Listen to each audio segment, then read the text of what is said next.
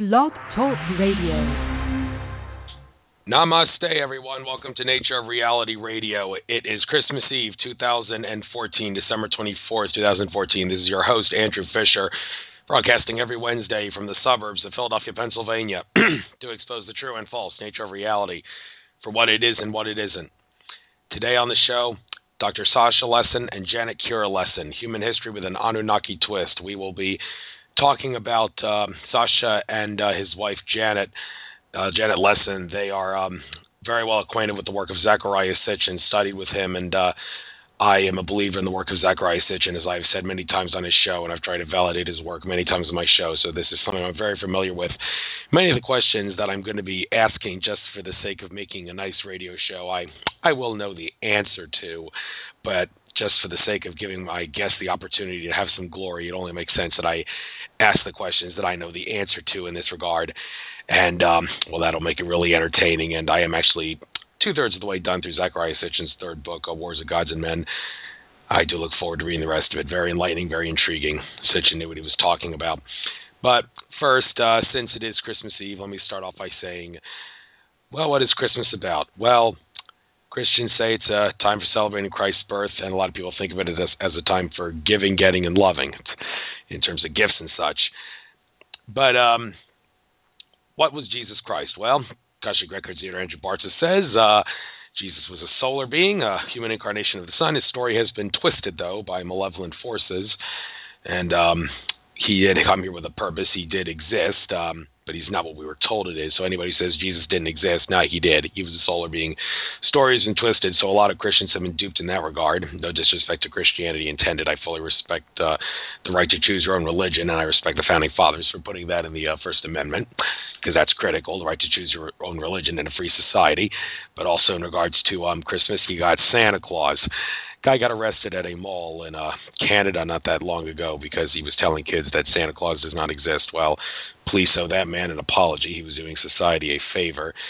Telling your kids Santa Claus exists only dumbs them down, because Santa Claus dumbs down society. I mean, a big fat guy saying ho, ho, ho and such, and some false story about him living in the North Pole and preparing presents for kids. Well, does Santa Claus exist in some other dimension, time stream, realm, or parallel universe?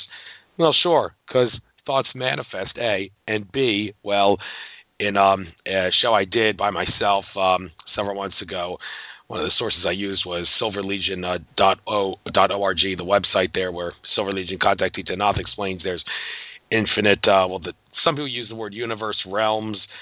People's definitions of those terms would be different, but you guys kind of get the point.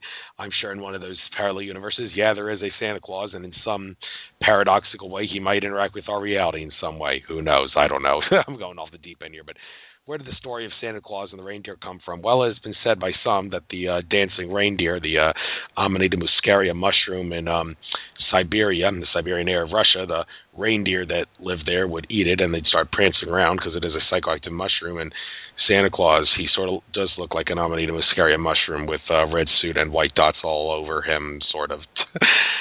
I don't know, maybe some people are going crazy. Maybe they're on drugs. It's all in their head. Hey, not that I'm against psychoactive and entheogenic substances. They can be very enlightening, not to mention that illegal drugs are not illegal. They're actually against public policy. There is a difference between something that is illegal and something that is against public policy, but I'm not going to get into that. Listen to my radio show with Eddie Craig to learn about that one. But that being said, let's continue here with the news, courtesy of Alex Jones and Company at InfoWars. I'll do this on the fly to make sure I get Janet and Sasha on at 10 after the hour at the absolute latest. I do believe that is them in the queue, area code 808. If that is you, I see you there. But first, I'll do the news here on the fly. First article, Feds preparing for new surge of illegal youths. Preparations coincide with dismissal of Sheriff Arpaio's amnesty lawsuits. Sheriff Arpaio, that's the sheriff who showed that Obama's birth certificate is a complete and total forgery. He's not who he tells us he is. Well, his real name is Barris Sotero. That's Obama's real name, and such. But this whole thing about bringing illegal use in the country to take our jobs and screw us over. What a coincidence it's the dismissal of Arpaio's lawsuit against Obama's dictatorial amnesty. President does not have authority to do that in America. Need I say more? Next article, Google's YouTube set to offer The Interview on Christmas. will also run at limited number of theaters in the United States. Well, why was this banned in the first place, and why did they take this off? That's a show that was the movie that was set not to air because of the Sony hack, I believe, and now it is going to air. Was it all PR stunt? That's an article later in here. I'll get into that in a moment. But, well, in a free speech society, let them air it, will you? And I'm no fan of Google and YouTube. I know that. Well, I shouldn't say I'm not a fan of them, that you can get into the Matrix to beat the Matrix using Google and YouTube. But they are NSA fronts. They are Bilderberg fronts and all. They just want to spy on us and control every aspect of our lives in the end. But let's use it to our advantage to get into the Matrix to beat the Matrix. Next article here. Black mayor defends white cop involved in latest shooting. And this is a quote here. Truly, you don't believe every black man killed is because of a white police officer. No, every black man killed is not because of a white police officer. But is this black mayor... is he or is he not trying to start a race war? Look, I don't really know this mayor's agenda here. I believe that is involved. Is this the New York story, the one about the guy who went crazy in New York and shot those police? Well, there's actually evidence that may have been a false flag on the Alex Jones channel, the YouTube channel, the Alex Jones channel. Joe Biggs did it. It's one of the more recent videos. On there, he gives some evidence that shooting in New York was a false flag. Things don't add up, and now they're probably going to use it to justify police state upon the American people. So, no fear-mongering intended, folks. Just be aware that there is a few things wrong with that. But let's move on here. Marketing scam. Sony to show the interview on Christmas Day in theaters was the entire farce, a cynical PR campaign from the start. Probably was. I just mentioned that earlier, so let's not get into that. Next article here. The case for Ebenezer, the Industrial Revolution's version of a scapegoating. Okay, I don't have time to get into this. I just have to do this on the fly here, so I'll just gloss over that article. You people are more than welcome to check that out for yourself, what it has to do with Christmas Carol character Ebenezer Scrooge there. Our next article, Berkeley shooting again highlights buried issue of violence within black community. Despite making up just 13% of population, blacks commit over half of homicides. Or do they? Is the media just spinning it to make it seem like they're committing most of the homicides to start race war? Mainstream media would do that, no question. Our next article, Google works with FBI to bust man who made threat against cops. FBI says Colorado Springs man also searched kill Obama. The words kill Obama, you search that. And, well, did they spy on this guy? Not sure what the details are. If they spied on him without a warrant, then this guy has every right to have all the charges against him dropped, even if he was actually threatening to do harm to the cops or Obama. Even if someone is threatening to do bad things or does bad things, if they're denied due process in any way, you have to find them innocent. Because if you don't, then that will open up a whole new can of worms where the prosecution will be able to get away with anything they want and charge innocent people with bad things, whatever they want. You don't want that, and we know that they'll do that. The court system is... trying to screw you over at every turn. Listen to my interviews with Eddie Craig and Randy Kelton if you want to learn all about that. A Winston Stroud interview also talks about how the courts are screwing us over, alleging that we did something in a commercial capacity over which the government has some regulatory authority, even though we weren't in commerce, and they know we're not in commerce, and they count on us not knowing that. And don't even get me started with the whole birth certificate corporation thing, straw man thing there. That affects us at a spiritual level in many regards. And, well, yeah, so... O.J. Simpson deserved to be found innocent because the prosecution tampered with evidence. They don't talk about that much, but hey, that is right. They deny you due process and screw you over in the courtroom to deny you your rights, then you have to find them innocent, or it's going to open up a whole new can of worms of tyranny. I guarantee you, folks, guarantee you. One last article here. Riots near Ferguson after cops shoot black teen who pointed handgun. Chaos outside gas station as protesters throw fireworks at the police. Well, folks, let's not riot, because if we riot and go nuts about it, then the powers that be will try to use our rioting to justify taking away more of our rights. So let's refuse to cooperate peacefully, peaceful noncompliance, as Gandhi preached. And we all know what happened when they killed Gandhi. All hell broke loose, and India gained freedom more quickly. That's what karma can happen when you kill people fighting for freedom. The British found that out. But anyway, let's get on here with the show. I believe this is them. Area code 808, is this Janet and Sasha? Yes, it is. We've been This is both of you, right? This is Janet, and say hi, Sasha. Aloha. Oh, Aloha. glad you're both there. Oh, yeah, you're from Hawaii. Never been there. Maybe I'll go there for a conference someday. Someone I know was thinking about doing a conference in Hawaii. Love to hang out there. We are too. Let's bring you over. Let's do it here, so we can all have a vacation and have a conference at the same time. Yeah, kind of costly though to travel that far. Not to mention the jet lag would be kind of intense because I live on the East Coast. But well, we got things to talk about here, so I am going to let you guys preach to the choir. I am a believer in Sasha Lessin. I've explained his work. I've debunked all the people. I've attempted to debunk all the people who say he's wrong and such on my show. And like I said, I'm going to ask you questions I already know the answer to for the sake of making this a hell of a radio show. So I guess I'll let you preach to the choir, though, by talking about the things that any Sitchin researcher is aware of, and even non-Sitchin researchers are aware of. What Sitchin wrote about in regards to the Anunnaki and the creation stories and all that. You got the floor. I guess I'll give you half an hour for this if you really want that long to talk about it. Okay. I'm going to give you the mic to Dr. Lessin and let him do his doctor thing. Okay. Well, 450,000 years ago, these tall Homo sapiens, very much like us, came to Earth to get gold, which they wanted to refine into powder and float up in their atmosphere, which they were losing as they went through space. And they wound up creating a slave race to work in their mines, and a hybrid race that was they had interacted with lots of times. This is basically their genome adapted to Earth with a few Homo erectus genes and some clay and some copper, and using surrogate women from Nibiru, they adapted their genome successfully to this planet, and they created a reproducing pair called Tiamat and Adamu.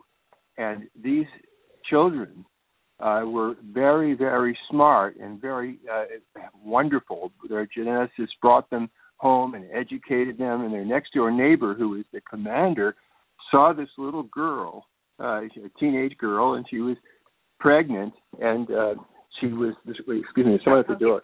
Yeah, so she was pregnant, and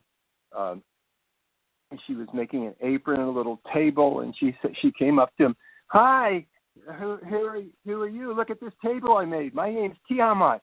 And the commander was enraged because he had only given permission for clones to be made, not a reproducing pair. And he had Enki, the scientist who made them, put in chains, but they let him go because they realized, well, this is it. We can actually use these people. We'll have them breed even more.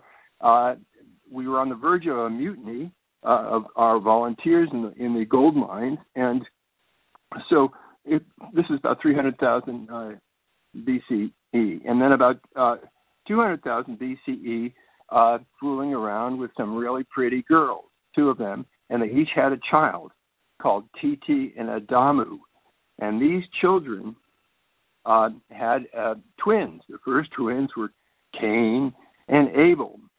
Meanwhile, the dad, Adapa, had been brought to Nibiru because he was so outstanding, and they decided they were not going to give him the long life that the Nibirans enjoyed because they were pretty much alarmed, because ultimately there was a huge fight among the lineages vying for the kingship of the home planet, and this was all brought down to Earth, and the slave race essentially was being bred by its geneticists as a power base, not only a power base, but an attempt to get past the lousy model that their society had of warfare, hierarchy, dissing women. And so they created Enki was the name of the scientist, and his sister Ninmah, and his son Ningishita. And they were consciously trying to create a better being. The Erectus was noticed by them. Erectus is the ancestor of Bigfoot, modern Bigfoot, because Erectus was letting animals out of their traps and showing compassion. And they said, wow, there's something about genes that are very special. And these creatures are so beautiful and passionate and intelligent. And so that we were intended to do better than them by their geneticists. Well, of course, the commander wanted no part of this, and he was trying to basically suppress the lineage of the chief scientist, Enki. And all this came to a head about the time that Nibiru, their planet, which passes by Earth then in those days, every 3,600 years, was coming through, and it was going to cause the ice to slide off of Antarctica into the South Seas and cause this great deluge. So this is 13,000 years ago. And so he ordered the chief commander, Enlil, or Yahweh, as he's sometimes known, ordered all the Anunnaki, as these Nibirans were called. You can't tell the Earthlings, or they're going to mob the spaceport, but they should all drown, and it's illegal species. The council of that governs this sector basically has made slavery illegal, and we've made this illegal race so that we can get the gold and save our planet. But let them drown. Let them drown, and I make sure you have to all swear you're not going to tell them. And so Enki had to swear too. The rocket ships that came to take Nibirans off the planet brought one guy who had a seal that when he opened it says, "This is from the king. I speak for the king of Nibiru. The Anunnaki who have been here leading this expedition have to go around and around the Earth, stay there until the water damage is done, and you have to warn all the hybrids and people that have had children with the Earthlings to go to high places, but otherwise that's the deal, and you can't get off. Leaders have to stay here." In the meantime, he gave Enki plans for a submersible, and Enki put it in his son's computer bank. He had a son with his overseer's wife, and the son we call Noah. They called him Ziusudra, and Ziusudra had the plans for the submersible. Well, when the commander came by and said, "Why are you building this boat?" Noah, I'll just call him Noah because you don't know him by that name, was the king of this area, Sharupik, where this was the sister Ninmah's place. Anyway, so I'm going to sail down to Africa to Great Zimbabwe to Enki's place because I'm really into him. And so Enlil, the commander, said, "Good, let him drown too." But of course, it was a submersible, and Enki sent his son Ninagal. And after 120 days, and the flood killed everybody except for the people all over the globe that the Anunnaki helped get to high ground, and some other extraterrestrials also helped some of the ancestors of the Zuni and Hopi people get to a safe place too. It happened all over the place, wherever they could. The hybrid families especially were warned in time to get to a high place. Things went on. They rebuilt things. They gave them higher civilization. It became apparent to their leaders that Galzu, this imposter, was actually being sent by a higher power, and that it was their duty to foster us, to help us, to support us. And that's what they were charged with doing. However, their rivalry led to a thermonuclear war where one faction actually bombed the other faction, but then the radioactivity from their bombing blew over Sumer and killed them too. And basically the world was left to one of their guys, Marduk, and it goes on from there. And my voice is running out. I'm going to give Janet a turn. Well, let's pause there. Do you have any questions for us about what we covered so far? No, you might as well keep going, and because I already have prepared all my questions in advance here. I even took some notes on a program I was watching to bring some things to your attention. So when you're done with this, then we'll do that. So I was at 6:10. You got till 6:40 Eastern to finish this. You got the floor till then. Okay. So we said it really fast. So I'm not exactly sure 100% what Sasha covered because I had to go to the door.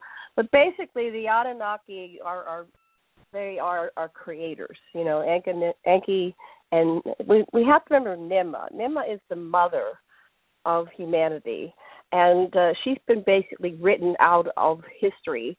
Her name is hardly anywhere. You can't even find images of Ninmah. You have Jesus all over the place. But you don't have Ninmah. But Ninmah, we wouldn't be here without Ninmah. She's not only the birth mother that carried the first human in her feet, in her womb. She literally carried it. She wouldn't risk it. She had other goddesses that could carry this hybrid, but she wouldn't risk it. She said, no, I will carry it myself. And she's the geneticist that figured out that it had to be mixed in a vessel of clay. So we actually have earth DNA within our structures because that was the factor that made it take. Otherwise, what they were producing were beings that there's all these different experiments that they had done, the genetic experiments with minotaurs and centaurs and all these creatures over time. They like to play with genetics, just like our scientists today. They're playing with genetics and they're mixing things up.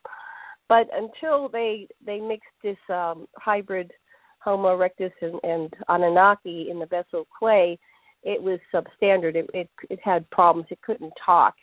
So that was the, voila. There's a famous picture on our site, Enki Speaks, and it's a cuneiform depiction, and it has her holding out this baby, and it's a humanoid hybrid Anunnaki, and she's saying, what's she saying?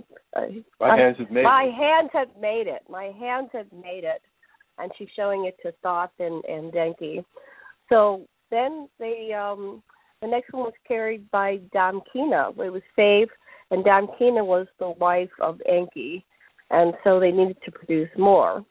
And so they were producing these hybrid children with the birth mother goddesses. There were 7 original birth mother goddesses.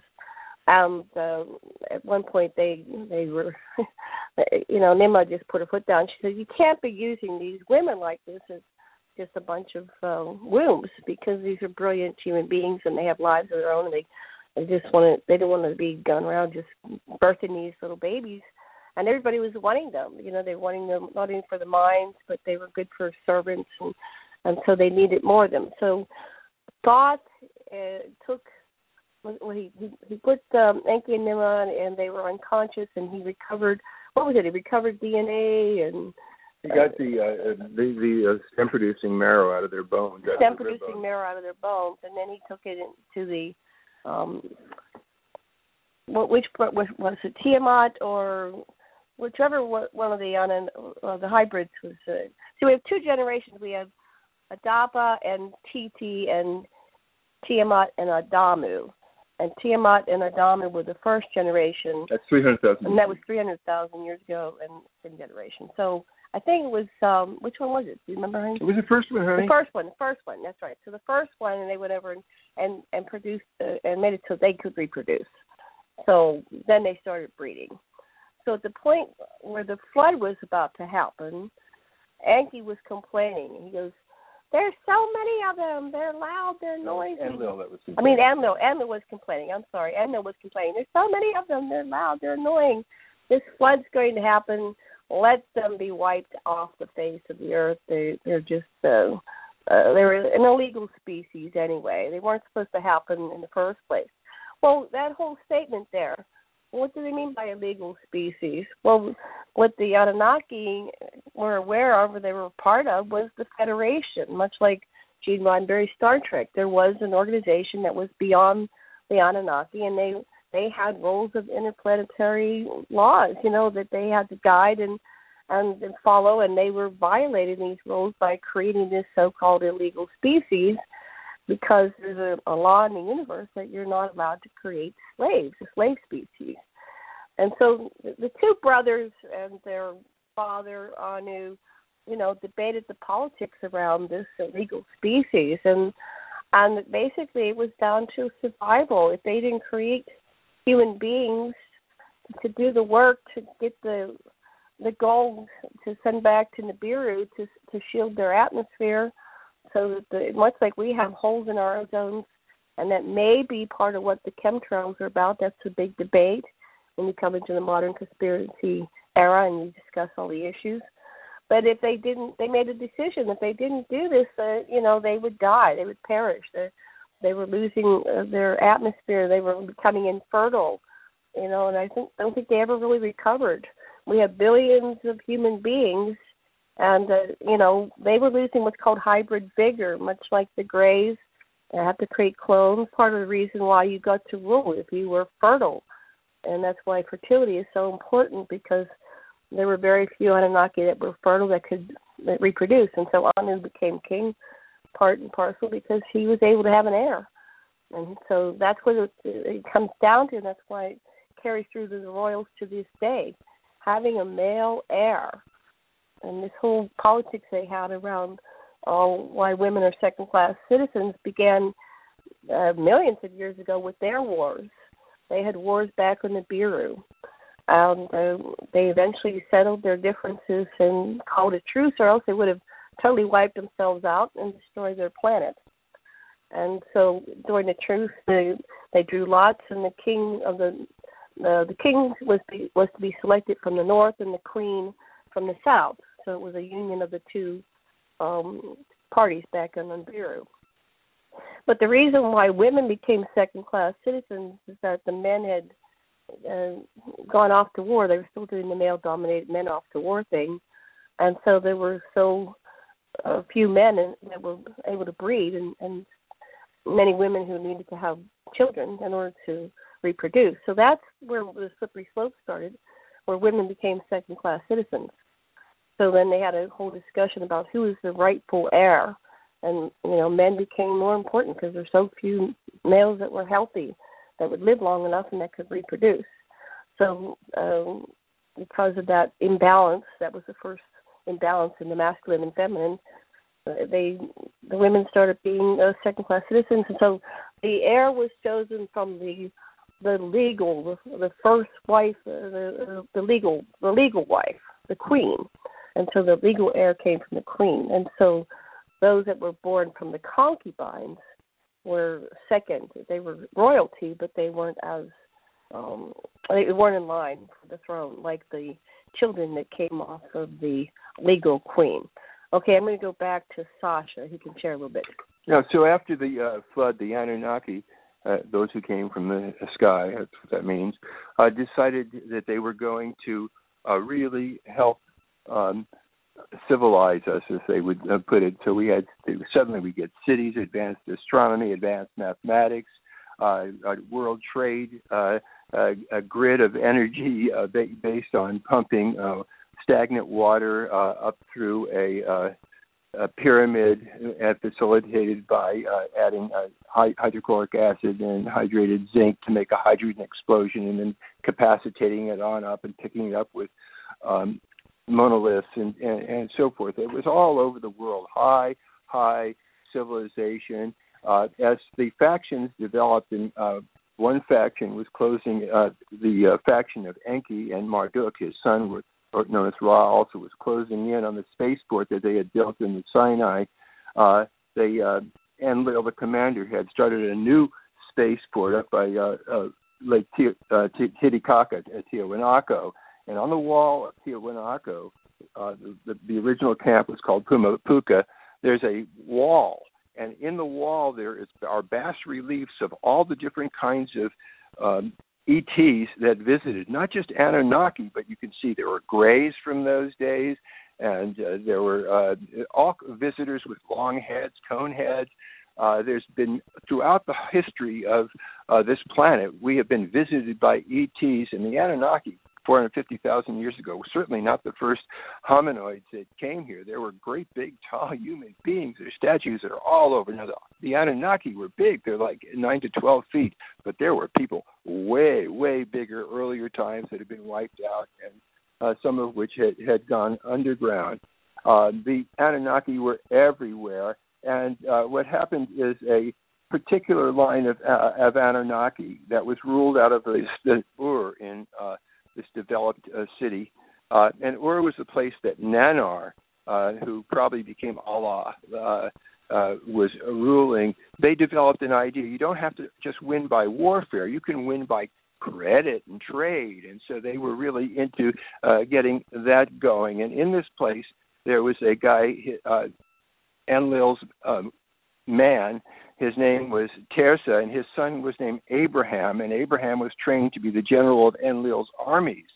And so that was his job. And one of the descendants of Abraham was a guy named Jacob, and his son was named Joseph. And Joseph's brothers were jealous because he was interpreting dreams, and he was a favorite and everything. So they sold him as a slave to Egypt. and he became renowned as a dream teller, and eventually became the Pharaoh's dream teller. And he interpreted a dream that of 7 cows that ate 7 other cows and stuff like that. Basically, you're going to have 7 good years and then 7 bad years. And the Pharaoh was so impressed that he had Joseph become overseer of Egypt, and Joseph made lakes in the Fayum area and stored grain and everything. And so then when the famine came from the drought, Joseph's parents and the brothers even who had sold him into slavery were welcomed into Egypt by Joseph. He forgave them. And through the years, the descendants of Jacob, who was also known as Israel, that means he who wrestled with one of these Anunnaki, numbered 600,000. And they constituted a 5th column as far as the new pharaohs that came in under Marduk-Ra. And so basically you had this pharaoh who was trying to suppress them, and ultimately one of their leaders, a prince named Moses, led them out because he had advance notice from the Enlil faction of what was coming down, that it was going to be a astronomical event that was going to cause, among other things, the eruption of Pharaoh, which was right opposite the Nile, and all kinds of terrible things were going to happen.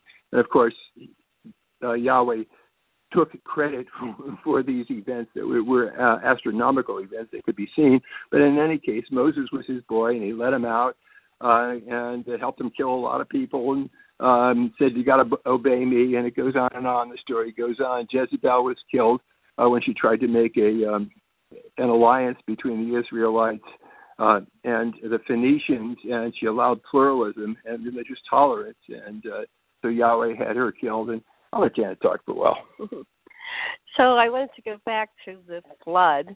I'm not sure where Dr. Lessin left off, but basically after the flood, they went to Mount Ararat, and they were cooking a cow, a sacred cow, and they were hungry, and and the gods had been circling the planet. They saw what was going on, and they came down, and there was a big fight that erupted. Enlil was upset that these beings had survived. He had wanted them all wiped out. Enki was defending Noah because he said Noah was my child. Ninmah was in the middle. This was her 2 brothers, 2 people that she loved with all her hearts. And it's like, no, don't stop. Don't fight.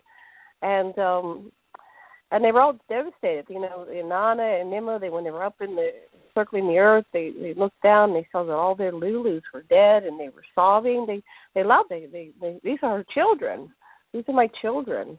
And so when she came back down and they broke up the flood, a couple very important things happened. She's the one that made the promise that I will never let my children perish like this again. It gets attributed to God. It gets hijacked, and of course the men get the credit for everything. But this was Mother, Goddess, is the one that has made a pledge to save humanity. The other thing was the realization that during the course of all this, they were here 450,000 years ago. There was a point where this being called Galzu came to the earth, and he presented himself as Ninmah's classmate, but she didn't remember him. And then he appeared to Enki, and he gave him the plans for the submersible for Noah's ark. And so he was a mystery character, but Galzu had told Enlil, Enki, and Ninmah that if they returned to Nibiru, because they had been here under the cycles of the earth for so long, that they would die. And so they stayed there, and they were in effect quarantined on Earth. But they realized, who is this being? Because Olanu came down and he said, "No, I didn't send a plenipotentiary named Galzu. I never heard of this fellow." But Dad, he showed up with a sealed thing signed from you. How did that happen? How did this happen? He said he was here on orders from you. So they acknowledged the Anunnaki. They talked about it, and they looked at each other, and they were aghast, and they said, "Wow, this must be an emissary from the Creator of all." So they acknowledged Source. They acknowledged There's powers, you know, they have a god that they worship, so to speak. They don't worship. The whole term worship was just a mutilation of the word worship. They don't want to be worshipped, you know. No, that's not necessary. So anyway, but the realization was that this is an illegal species, but there was intervention from the highest of the highest, so this species was meant to be. So that was one major realization, and also the promise. And ninmah is still with us. We'll talk about that later. They didn't leave. A lot of them are here. They're still with us. So we get to the point of, here it is, Christmas Eve, and Jesus. And who is Jesus? And so this is Sitchin's story. He doesn't really go into it a lot, so we're left with investigating it ourselves, and we have a team of investigators. And if you are out there listening and you're an Anunnaki investigator and you're not poo-pooing this story, but you are going to add to our collaboration, our group effort, please do contact me at aquarianradio@gmail.com, because we are studying this intensely. This is what we do 24/7. So who is Jesus?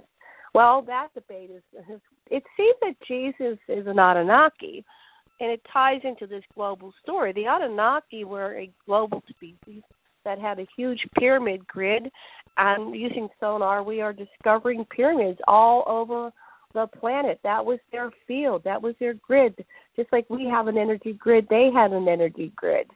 And in fact, about 2 months ago now, I had a series of 2 dreams, and they said that when they come down and do disclosure, which of course our governments are never going to do, they will come in force, not to take over, but to just show that they exist, and they will be seen simultaneously. They have enough ships to blanket our sky because they're part of the Federation, and that they'll just take down the current grid and activate the pyramid grid, which is still there. It's just dormant. In fact, Linda Moulton Howe and Whitley Strieber were talking about a pyramid. Whistleblower came forth and talked about a pyramid up there in Alaska that is still active and it's still producing energy, and if they could tap into it and if the government would let us, basically all this stuff is possible that our powers that be government, it's not Obama, it's not any of them, they're all puppets to someone at the top of the pyramid. If that would be permitted, allowed to happen, that one pyramid alone can power all of Canada. So, we're set to go. Bring it on. Sasha. Well, and one of the Anunnaki, who's known as Ningishita, came over after he lost the fight for Egypt, where he was known as Thoth, to his brother Ra, or basically their dad said, hey, go on, do something else. So Ningishita moved on. He made Stonehenge and Newgrange in Ireland, went on to bring people to Tiwanaku. He brought black and they were the Olmecs and Sumerian people, and 311 BCE to Mesoamerica. These are South American Indians. There were already plenty of them there from Ninurta and Ada had brought them across for the new spaceport on top of the Andes at Tiwanaku. And when Thoth left, when he was known in the New World as Quetzalcoatl or Kukulkan, and he had educated some children so that they would be great astronomers and mathematicians and priests and take over when he left. And he left in 311 BCE, and he said, I'm coming back December 21st, 2012, with 9 other gods and 12 other gods. And by that gods, he just means people from Nibiru, and we're going to set things right. And I think what setting things right means to him is the people that have stayed in charge here. And it's a little unclear just who this was, whether it was Inanna or Utu or Nana or Allah. But there are Anunnaki still on the planet, still involved with the highest levels of the Illuminati. They're favored racial strain, and all royalty is just a form of racism. That the Queen of England should have great wealth because she's born in a certain family, while people struggle in the slums, and so these people are totally hung up on hierarchy. They'll kill each other just like kings and presidents and prime ministers always have done. They'll kill each other to be on top. they are so competitive that they turn off the compassion, which is what attracted our geneticists to us in the first place, that we, of this planet, we're grounded in Homo erectus genes. We can feel planet, we can feel animal, we can feel the spirit of every being, and we know that men are not necessarily superior to women, that we each have our own lights to shine, and that's the huge difference, and that's what the Anunnaki have been crying for, the kind of partnership that we are able to generate, and the kind of synergy that we can create if we don't let the vestiges of the control through the Illuminati, and they hijacked the scene from Jesus, who was basically a revolutionary trying to free us from Enlil, Yahweh, and organized religion that was ripping us up and keeping us enslaved by money means and war means, and he's preaching love. Not obey, he's preaching love. I'll turn it back to Janet. So we're back to Jesus.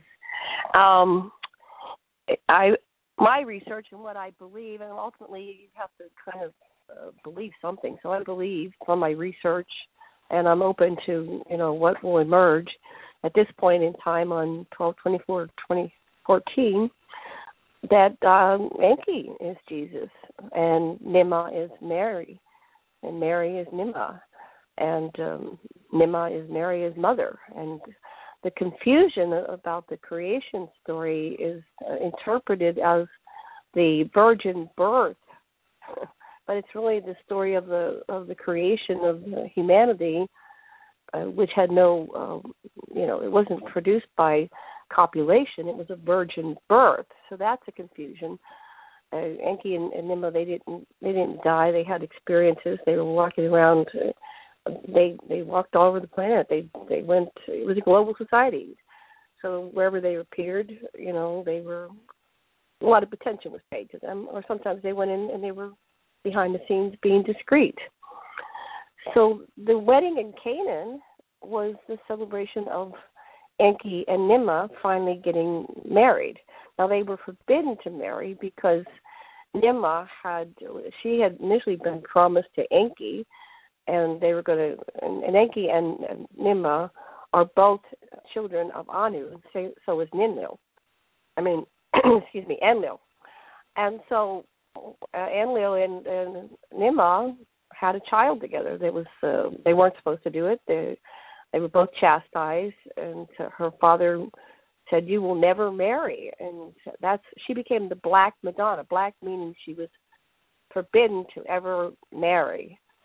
So, she left Nibiru part in shame. She came here and trying to figure out what to do with the rest of her life. So she came down here to help her brother, and she brought a bunch of nurses with her. They were actually doctors, and they established the medical centers down here on the earth with the first colony of the immigrants that came here to settle the earth from Nibiru. So back to the Jesus story. So that's what our researchers are showing, and I tend to agree with that Ninmah is Mary, and she appeared at Fatima. So she's behind the Fatima prophecy. And so that brings a big story, like, okay, do the Anunnaki, are they able to see the future? Because she made some predictions. Or are they able to outline what's coming, and she made them happen, or they made them happen? Or she knew what was the intention of the council, or the people that are ruling. So who is ruling? That's a big debate. Is it Enlil and his clan? Is it Marduk and his clan? Is it Inanna and her clan? Is it Enki? Well, Enki very clearly acknowledged it wasn't his term to rule. It was Marduk at the final point where Sitchin says they left, but we don't think they left. We think that Enki is here. He set up things operating, or at least I think that he set up operations in the British Isles and UK and Scotland and Ireland. And probably what's happening with the crop circles is there's some facility there underground. I have a whistleblower who was talking about there's a whole bunch of underground facilities. There's these libraries that go back thousands of years that have Anunnaki records. We have Sir Lawrence Gardner, who was telling us about what he found in the libraries, and the libraries correlate. Well, Gardner's interpretation is different than Sitchin's interpretation, but both Gardner and Sitchin died, I think, within a month or so, or a couple of weeks of each other back in 2010. So we're left to put together the pieces. And so here we are with all this information coming. And I think that Jesus was Enki and Ninmah is Mary, and they got married. Well, okay. Well, actually, I need to stop you there because I got all my questions here, and I need to get on with this. So since you mentioned it, I might as well just bring it up now because I'm going to have it hanging over my head throughout the interview if I don't. You say your theory about Jesus. Well, you were on the line when I explained earlier in my introduction that Akashic Records creator Andrew Bartz said that Jesus was a human incarnation of the Son, but his story has been twisted, and it can be said that all the other religious figures, they did exist in some form because our consciousness allows for them to exist. It's just that their stories have been twisted, and such is the case with the solar being that was Jesus. Are you saying you do not subscribe to that? I'm saying that we are multidimensional beings, that we simultaneously exist at all these levels. So you too have your solar being your eternal self. I'm also a contact the experiencer, and I've been on motherships, and I've been having experiences all my life. That's why I'm doing this research. A lot of people, they go, why am I doing this? And if you really go into hypnosis or regression or uncover your episodes, what's happened, you're into this research because you are an experiencer. So I'm just putting it out there. So what you're saying, let me see if I get this, you're saying that he's some kind of eternal being that is from the higher realm, probably from the Galzu level. I don't think it's mutually exclusive.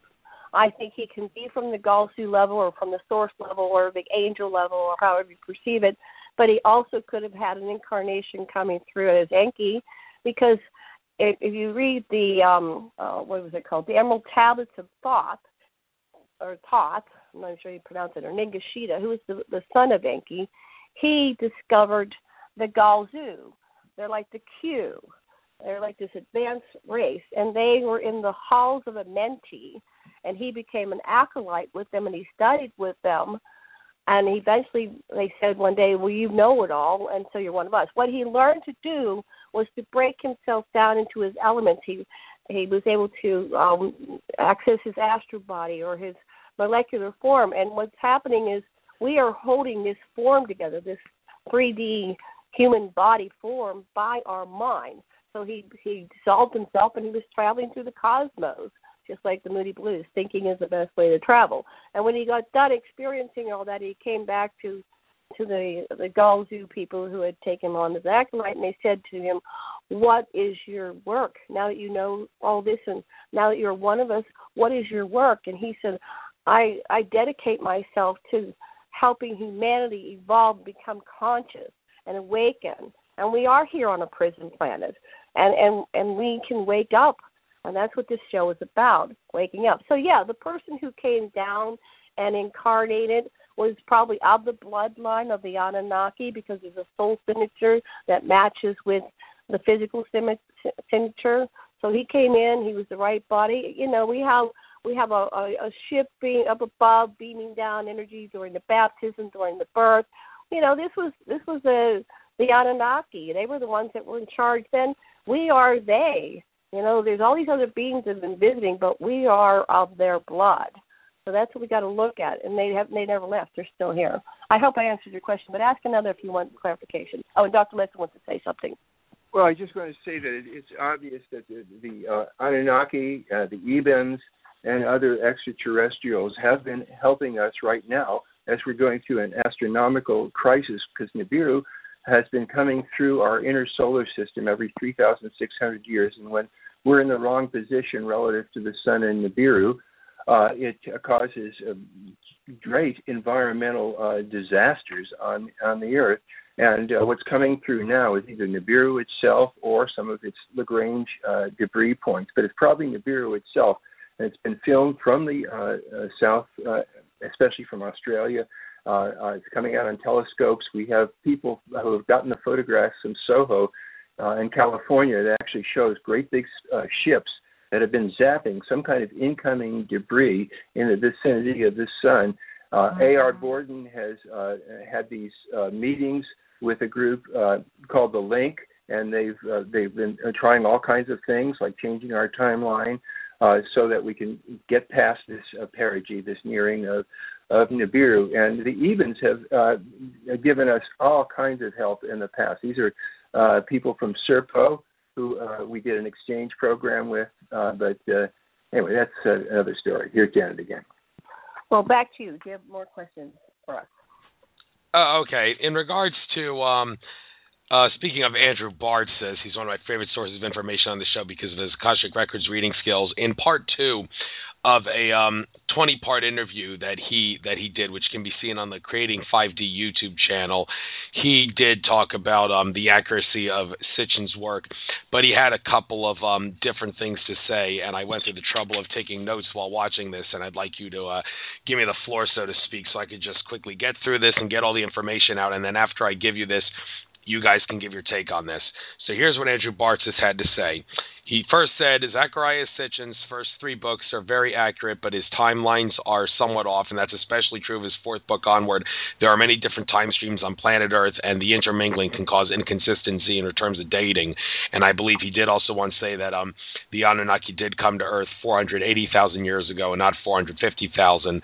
But other than that, Sitchin in his first 3 books was extremely accurate. Bartzis also said, Nibiru is a free-roaming galactic entity planet. It has a drive in that it requires no solar system to support it. It has a dimensional drive and not a unity consciousness drive like Earth does. Nibiru's consciousness just needs leadership society to function psychically with crystalline technology of the dimensional drive, and that means the Nibiru and the entities on it can go anywhere they want and do what is within their free will. A multidimensional being currently in charge of the Arab countries on planet Earth and their Arab heads, the Arab families, the decision makers, and the one layer below them, the banking families. This multidimensional being in charge of the Arab countries lured the Anunnaki to Earth to trap them into Earth's reincarnation cycle. And Bartzis said this is one thing that Sitchin was off. The Anunnaki did not come here on a mission. They were lured to Earth by this multidimensional being and put to trap them into Earth's reincarnation cycle. The light and dark beings, when the Anunnaki came to Earth, the light and dark beings that were on Earth had essentially left, and Homo erectus was the only thing left after the fall of Lemuria, because Lemuria had already fallen, but this was before the rise of Atlantis, of course, when the Anunnaki came.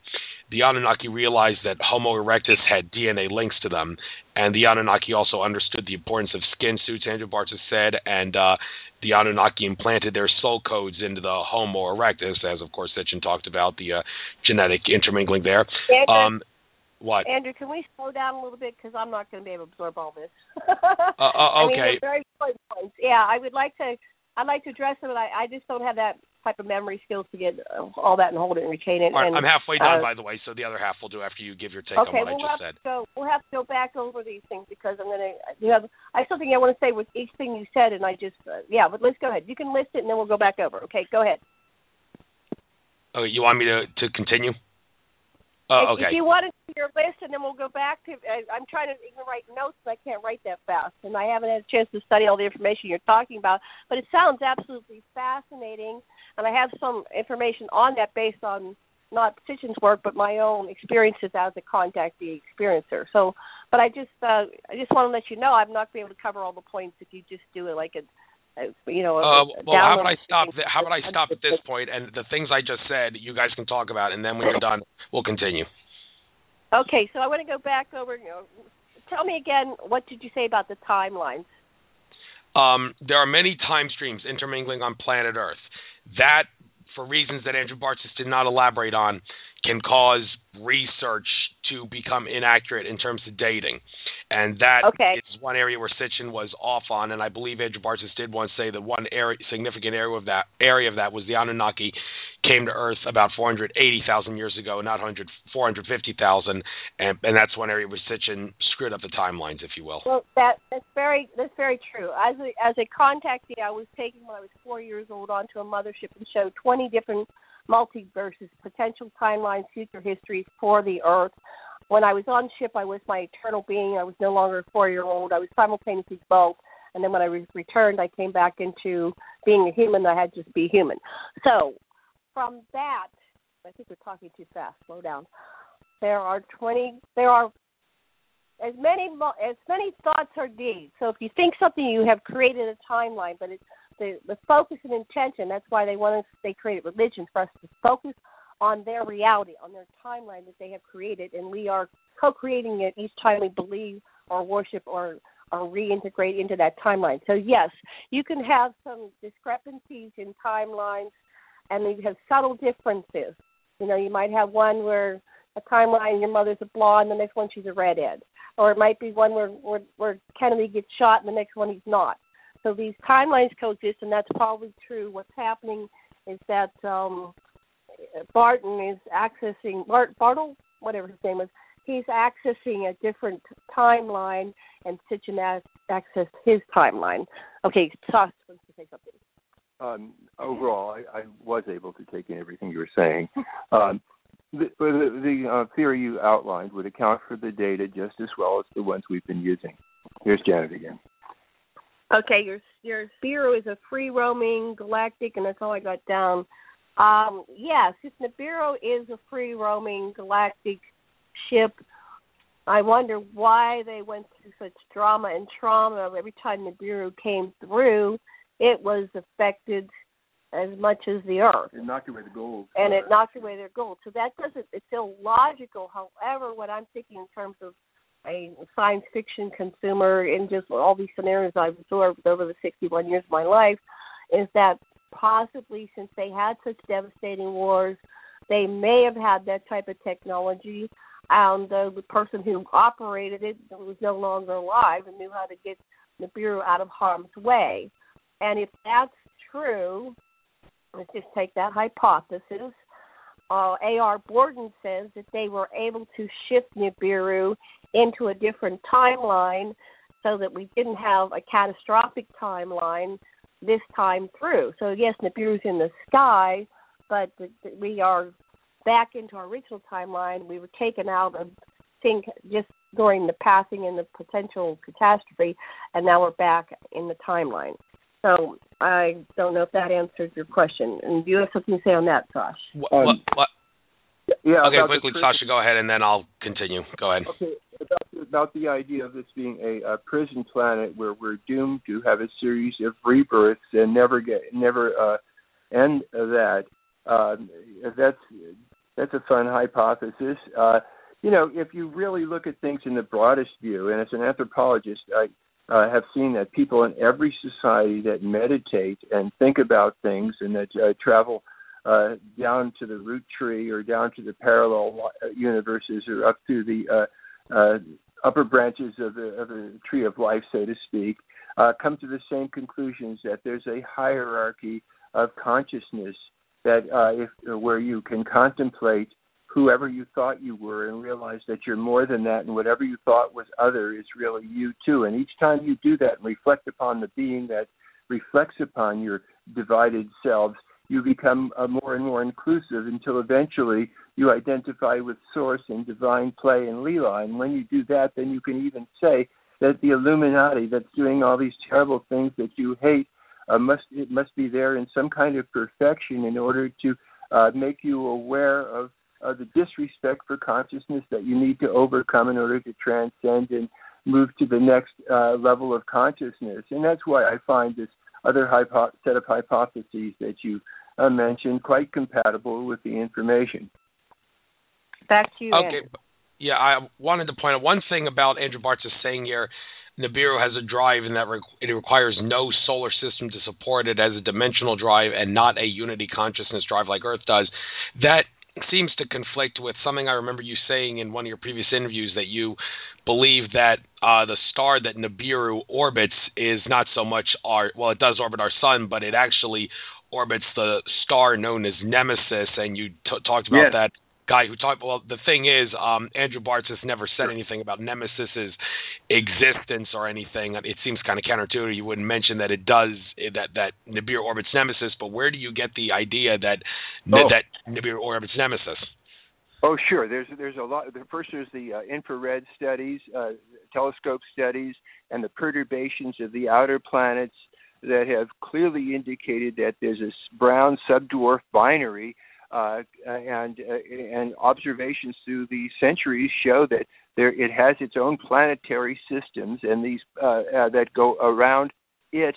They don't ever go around. The Nibiru never goes around Solaris, our sun. It just passes through where the proto-Earth, which was known as Tiamat, existed between Mars and Jupiter, where it hit Tiamat, and a moon of Nibiru hit Tiamat, also gouged out the Pacific Gap and knocked what was left of it into the position of Earth now between Venus and Mars, and the bits that are still out there between Mars and Jupiter are the asteroid belt. And so all the kinds of predictions that we get, what Andy Lloyd says is that you can see that Nemesis, not just Nibiru, but Nemesis, and amateur photographers and astronomers have been reporting this, and we get it on our sites all the time. Actual photographs. Nibiru is coming through, and Nemesis is coming closer, and all the planets are heating up as they get closer and closer to Solaris. We're all getting hotter, and that we are going through a major, probably Nibiru itself, if you look at some of the websites, is passing through, and we don't know what's going to come of it, but to have fun now. I have something to say. And the Nemesis solar system, we have some photos. One of our researchers gave us photos of the Nemesis solar system. I'll have to find that and put that up on the page I'm creating for today's show. So it's not mutually exclusive. You know, Nibiru could have its independent drive and be able to go through the whole universe if it wants to, but it may have just parked itself around Nemesis for, a number of cycles, and that might be the Anunnaki story. They came in and like you said, they came down. They're multidimensional beings, and they came into a 3D form. They're third dimensional, and they're souls that are higher dimensions. So let's do that one. Could you repeat that one about the crystalline technology? Let's see. Yeah. Let me see here. He was saying Nibiru's consciousness just needs leadership society to function psychically with the crystalline technology of the dimensional drive. What he means by the word drive, just like Earth has a unity consciousness drive that allows for the planet to exist, Nibiru has a dimensional drive. He didn't elaborate on what he meant by that, but he said that for the consciousness of Nibiru, because every planet has its own consciousness, it just needs leadership society to function cyclically with the crystalline technology of that dimensional drive. That's what he said, and he said that allows for them to go anywhere they want to do what is within their free will. Well, that makes sense. It seems like, the wars have dummied down the Anunnaki. Like any war, you lose your history, you lose who you are, you disconnect from your spiritual self. I think that this whole part of the galaxy was probably in the continuum, and the dark side of the continuum as an experiment in consciousness, because we have light and dark as the polarity upon which is the Leela, the playing ground for us to maximize co-creation with Source and the diversification of reality. So, this is the dark side of the force. So here we are, this whole solar system, two duality solar systems in the Milky Way galaxy are on the dark side of the force.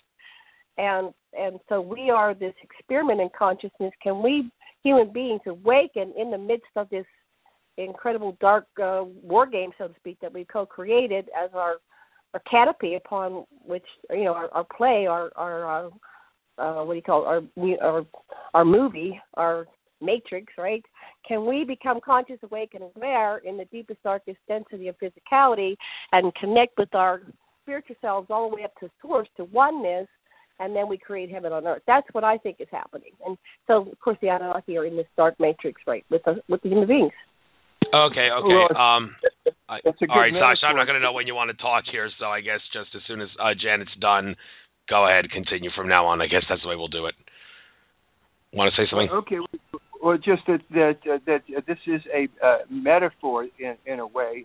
This author has a really good point. The Anunnaki tend to be cold and hierarchic, and our drive here is to feel our hearts, our heart connection, our oneness, and to get past the artificial separations that have been imposed upon us by those who would divide and conquer us, the tools of the Anunnaki who still rule.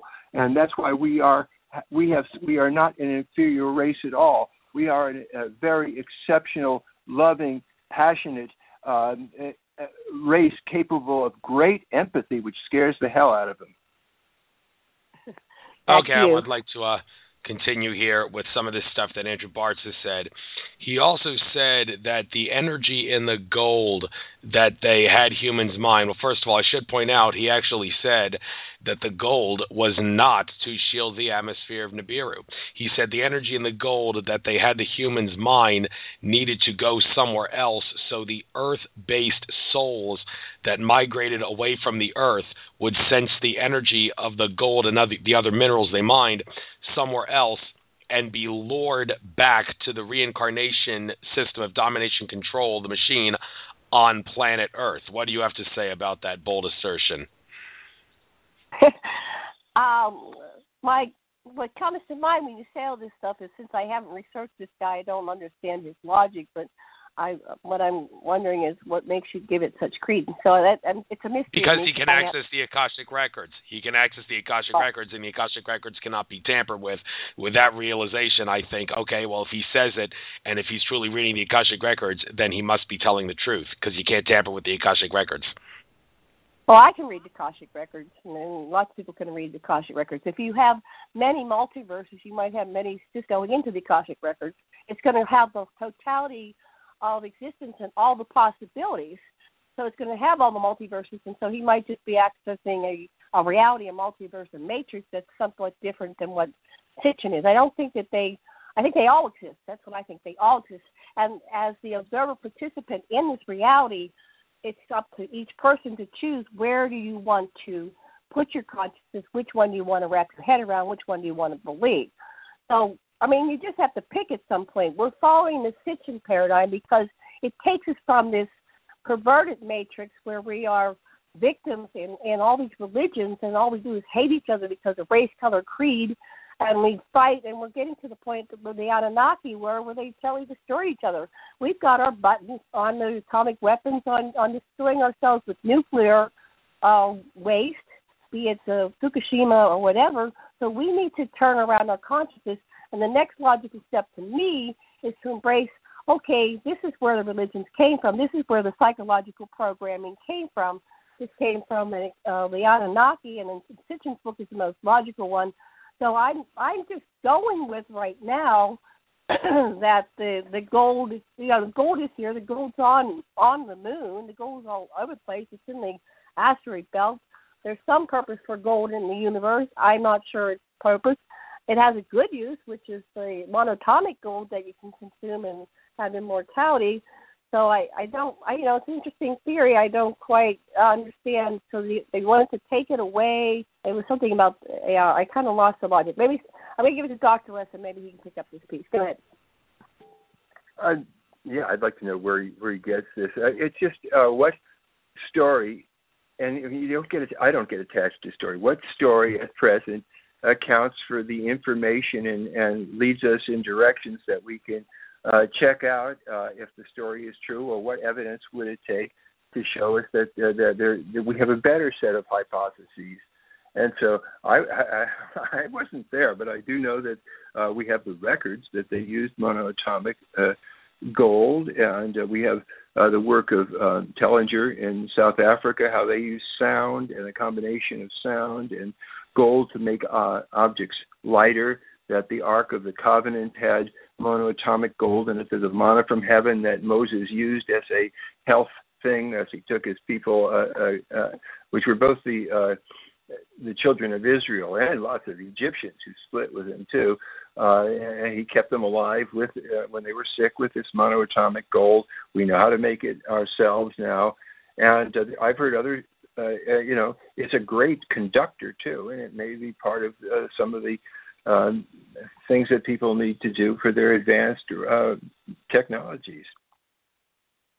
Okay, thanks for giving your take on that. Maybe we'll just agree to disagree on this, but anyway, there are some other things I do want to talk about. Right now I'm going to get into the good stuff of why some people have a tough time believing Zecharia Sitchin, and I'll start with one of the most well-known Sitchin critics of all, Michael Heiser. Now, I told, when I had Carmen Bolter on my show, she's an researcher of Egypt. She directed and produced the Pyramid Code documentary. She worked with Zecharia Sitchin for a little while, and I told her about how Andrew Barza said that Sitchin's work was very accurate, except for a few kinks here and there. She told me that she had a little problem with that because when she knew Sitchin, she always complained about how people said he wouldn't answer a lot of questions, and he was always saying, it's in my books, as if there was a code that was in his books that he was trying to follow but was having trouble remembering. And she also said that Michael Heiser showed that in the Sumerian tablets, the words Anunnaki and Nibiru, among other things, they don't appear close to each other. So she's wondering, how could Sitchin have deduced this when they're like separated so far apart? Now, I want to point out that Andrew Bartzis did say that Sitchin was a very spiritual man and he had a higher dimensional entity of multidimensional consciousness helping him translate the tablets. So maybe, though, it would be hard to deduce that Anunnaki and Nibiru were related because they were separated, that entity that was helping Sitchin spiritually assisted him. So, well, that's just my take on that. So what do you have to say about skeptics like Carmen Bolter and also Michael Heiser who say Sitchin couldn't have known what he was talking about because the tablets are too confusing in that regard? Well, I'll let you want to go first on this one, honey. Okay, I'll go first. I studied too with Sitchin. He wasn't a doctor, but I felt like a doctor to us. Zecharia Sitchin, I was with him at his first certification program at the Prophets Conference. I think it was in 98 or 99, and we followed him until he got sick and was no longer traveling outside of New York and Philadelphia area. And so, it's a interpretation of ancient text. It's his interpretation. He's got a lot of logic and reason behind it. I know that he told us, 2005, that before he underwent open heart surgery, that he basically prayed to Enki, and that Enki was probably the one that was, and he was probably, what was that scribe's name? Endubsker. Sitchin was probably like the scribe that wrote the Lost Book of Enki. So I think that Enki was his source, and I think Enki loves humanity and isn't here to mislead us because he could have killed us or destroyed us or whatever long ago, and he loves us. He's our father, and that's my take on that information. I don't listen to the Michael Heisers of the world. I don't think that they have the connection that Zecharia Sitchin had. I saw him transform. He was kind of very heady, and once he had his open heart surgery, he was very spiritual and heart-centered, and he devoted his entire life, and he made sure that part of his money that he was getting from the book sales went right back into the research. I was part of the group, Lloyd Pye, who died a year ago. This time, God bless you, Lloyd. Hope you're on a good journey. And we were doing what we could to get the money to do the analysis of Princess Kwabi, who's in the London Museum. in the British Museum, yeah. So we're still going to do that analysis as a group. I don't know what happened to it. I'm not, in the loop right at the moment, but I know he dedicated his entire life to it, and he believed what he believed. Dr. Lessin. Yeah, for me, the way a person translates a given word is not nearly as important as what the overall account of the intellectual complex, the system of ideas, does in terms of predicting how the system is going to operate and accounting for data either retrospectively or in the future. And what I find, there's nothing that is, the menu isn't the meal, and our words about reality aren't reality.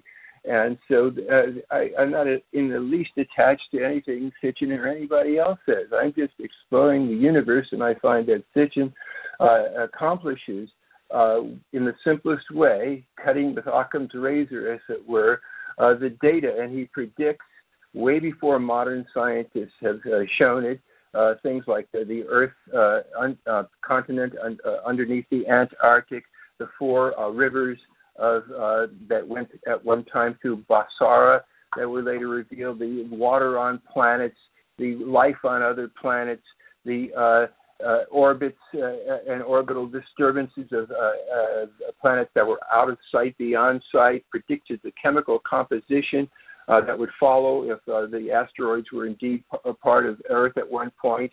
And it goes on and on and on, that way better than Mr. Heiser ever did at this particular time.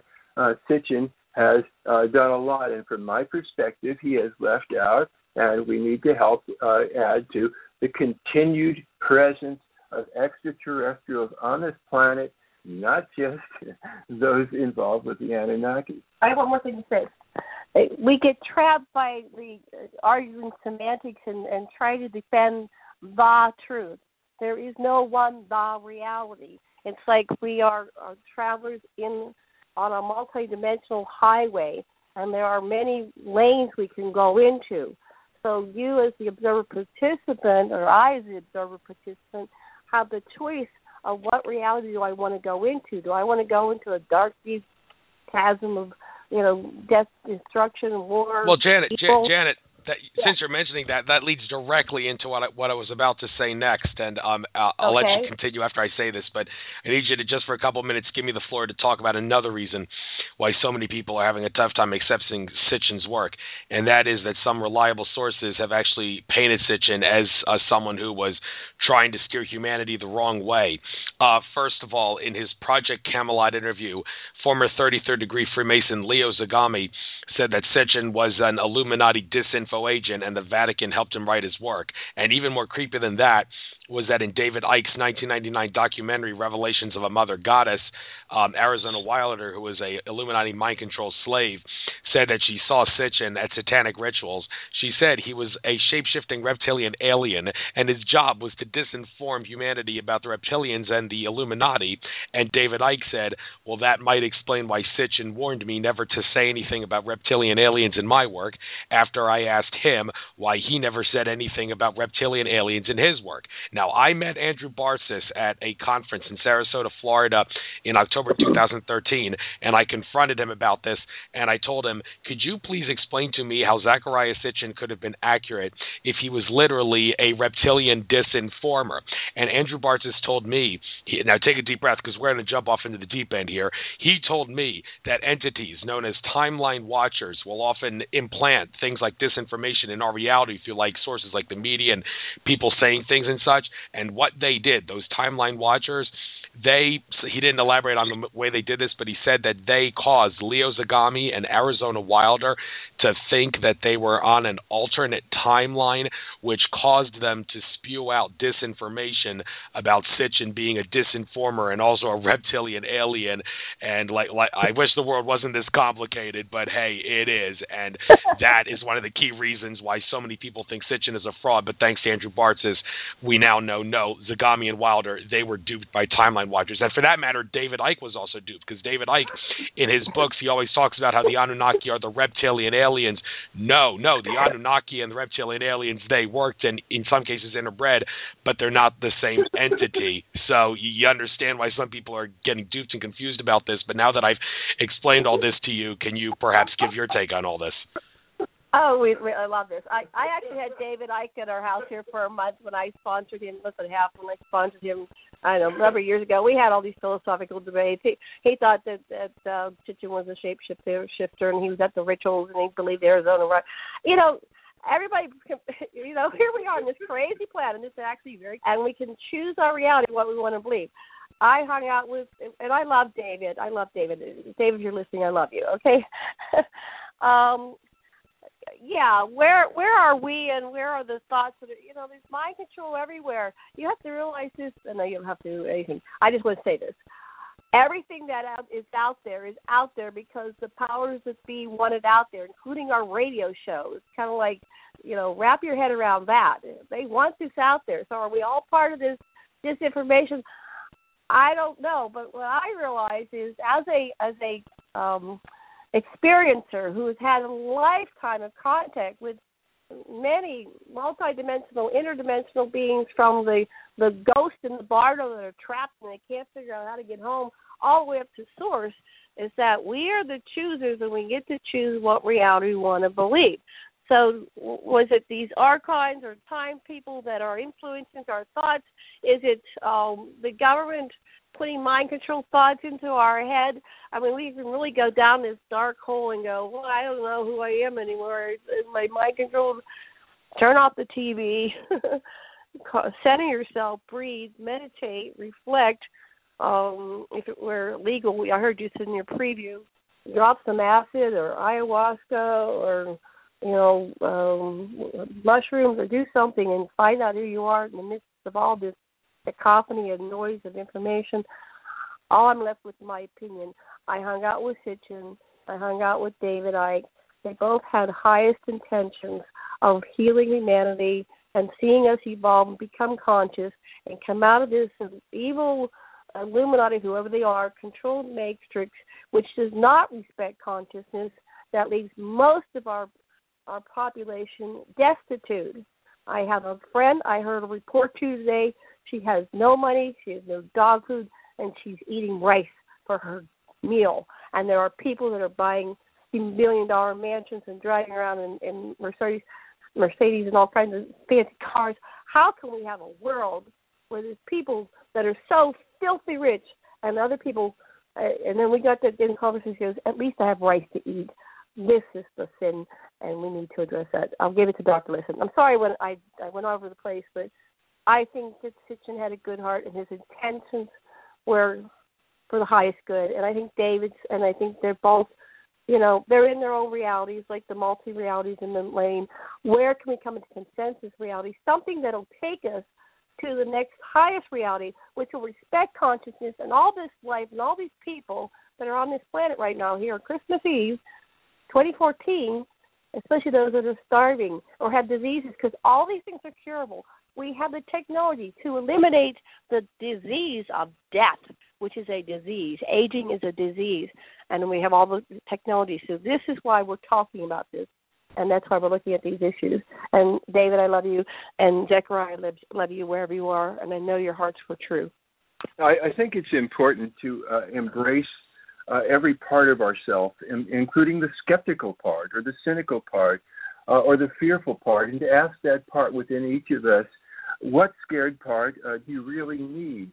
And you start finding out that there is no other, that it's out there. It's interesting that the assassins at Munich of the Israeli athletes studied later on, many, many years later, the ones that had married and got jobs and had families didn't want to be terrorists anymore.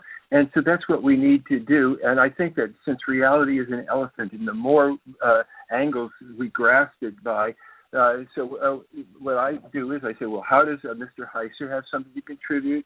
How does Sitchin have something to contribute? How does Andrew have something to contribute? And let's see if we could, instead of trying to make one or the other wrong, see what light each of these things, each of these perspectives shine, because they're all of the light, in my opinion. Back to you. Yeah, Thank you. Thanks a lot. Let's try to kill two birds with one stone here, the moon and Mars. Now, Sitchin, in his description of how planet Earth was created, about how one of Nibiru's moons collided with Tiamat and one half became the asteroid belt, the other half became Earth, and he also talked about how the moon was created from that. Well, that can't be right, because there's a mountain of evidence that shows that the moon is an artificial body. And in addition to that, Sitchin also talked about in his work, I'm not sure which work, and I don't think it's in his first 3 books because I haven't read anything about it yet to my knowledge, about how the Anunnaki use Mars as an outpost of sorts, as a way station and a place to stop off. So Sitchin's theory about the moon, how it conflicts with the artificial moon theory, and also how the Anunnaki use Mars. Let's kill two birds with one stone on this. Okay. You go first. Okay, yeah. There's a lot of the stuff that Sitchin has shown about having a base, a transshipment base on Mars. I think that the evidence of the moon being artificial and hollow and all that is huge, and that Bob Dean has shown us pictures of all kinds of actual structures on the moon. We know that there are Anunnaki ruins on Mars. Andrew Bashago and Barry Soetoro and others who have been on Mars have there's several other witnesses that have shown in the Mars Jump Room program, and the stuff that NASA puts white off on, that yes, there's ruins from a vast civilization with pyramids and the statue of Alalu at Sindonia, which is whited off, and it's the evidence is, I think, pretty overwhelming that there was indeed the same civilization with Egyptian type monuments that we had in Egypt, there's also wreckage of a big rocket ship on the moon. Tell them about that one, Janet. Well, there's a YouTube out there of a rocket ship, or not a rocket ship, a spaceship. I don't know. Yeah, rocket implies a certain kind of technology. Right. Spaceship. It's bigger than New York City, and it's apparently there was a battle in there, and there's a beautiful woman in there that they filmed, and she was called the Mona Lisa. And so I don't know why you're when we talk about we're talking about the moon. Was it artificial? It could be. You know, we don't know enough about all these bodies in space. We're filtering everything through a primitive technology and interpretation of the powers that be that want us to have it out there. So I've looked at the theory. Was it captured? It seems like it was captured. It seems like it's in a perfect configuration, which allows us to have oceans which have tides, which creates maximizes life forms here. So there seems to be some kind of intelligence around its positioning here. Was it a body that was maneuvered in? It's a natural body, or was it a created body? Does the Earth have a hollow inner? You know, we're not sure what is natural, what's created anyway. So maybe it was. Maybe it was. It seemed like it was moved into position. Sitchin was doing the best he could to explain things based on. You have to realize Star Trek. They addressed this. Gene Roddenberry said the best I can do is a 1960s person. From a 1960s perspective of what it's like to go into space. I cannot access what it's like to be a 2000 person or 2350 person going in space. It's going to be filtered through the observer participant who's interpreting the information. So based on when Sitchin wrote this story, he was looking at this information, it's impossible for people to not have their own filters when they're interpreting information. Now here, Sasha wants to say something. So what Sitchin's theory is, and like I say, I wasn't there, so I didn't observe it directly, but it was that Kingu, which was a moon of the Earth, which was getting, Tiamat, which was getting larger and larger, it seems that planets developed in pairs, Neptune and Uranus and Venus and Mercury. And anyway, Kingu was developing and was about to stop rotating around the Earth and was going to then have its own rotation around Solaris. But like I say, I wasn't there, and so I didn't see it myself. And back to Mars. Yes, there's a beautiful story where Ninmah was told by her father, Anu, to buy the Mars base because Alalu had been sent there to basically die, and she was unable to revive him. He had died. She revived, what was his name? Anzu. And Anzu showed him where Alalu's body was, so they erected the monument, which is apparently the one that Richard Hoagland had seen. And of course, the Sitchin isn't Sitchin; it's a Sumerian. You can also read these things. It isn't Sitchin. You remember there was what was that guy's name? Kramer. There's other stories of the same material that you can read. So it's not just Sitchin's interpretation. He's not the one who owned it. He just put his, interpretation to it. You can read Kramer's, and it's interesting to put them side by side and look at the stories and see the differences and see where they, divert from one another. So I believe that there was a Mars base and that it was a way station. That's how I can conclude. But I'm open for other information as it emerges. I will report to the world. Okay. Back to you. Couple of things. Let's try to kill two birds with one stone again. Two things that Sitchin skeptics will often say. First of all, Sitchin's interpretation of a year. He says an Anunnaki year is about 3,600 years, and he gets that from his definition of a year, which is a planet's time to orbit the sun. I've had even a lot of Sitchin fans say that it does seem kind of ridiculous that would be his interpretation of a year. Well, maybe he's right, but I'd like to give your take on that. But another thing I want to quickly mention, just for the sake of killing two birds with one stone here, Sitchin skeptics will also make the claim, how can Sitchin be right? Because the Anunnaki could not possibly survive on Nibiru. It's too far from the sun. It's in a 3,600-year elliptical orbit. It's too dark. It would be too cold. Well, my counter-argument to this, well, you said you believe a Nibiru orbits Nemesis, so maybe Nemesis could provide a life source. But another thing that I've said to debunk that is that we've been duped in regards to how life can exist on planets. First of all, the stars, they're not nuclear fusion, they're electromagnetic.